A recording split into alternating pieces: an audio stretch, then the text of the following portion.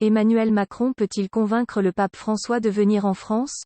Religion. Emmanuel Macron est reçu ce vendredi 26 novembre pour la deuxième fois par le pape François, seulement quelques semaines après la rencontre de ce dernier avec Jean Castex.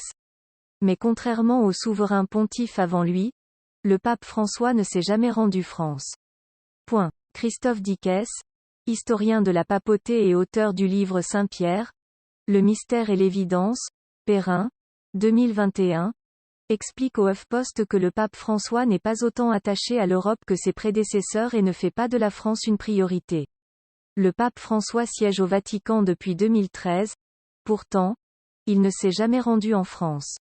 Comment l'expliquer? Le problème n'est pas la France. En fait, il n'a été dans aucun grand pays européen, que ce soit l'Allemagne, l'Espagne, l'Angleterre.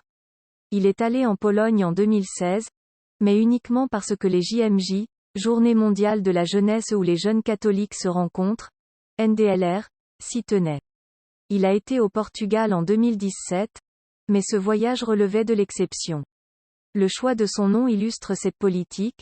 En reprenant le nom de François d'Assise, le Poverello, il montre sa proximité avec la pauvreté et les démunis. Le pape veut donc donner la voix à ceux qui vivent dans la détresse ou sont dans le besoin.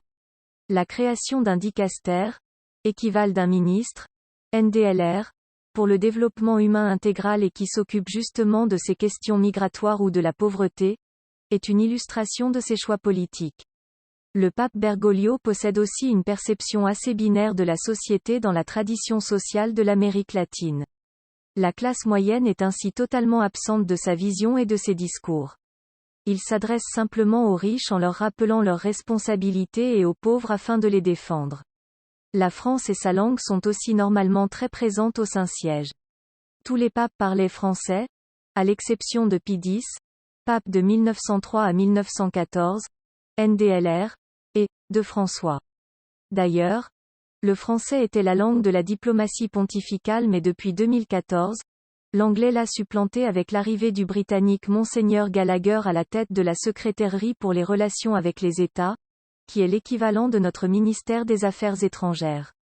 La France est beaucoup moins présente dans les structures du Vatican et du Saint-Siège qu'elle ne l'a été au XXe siècle.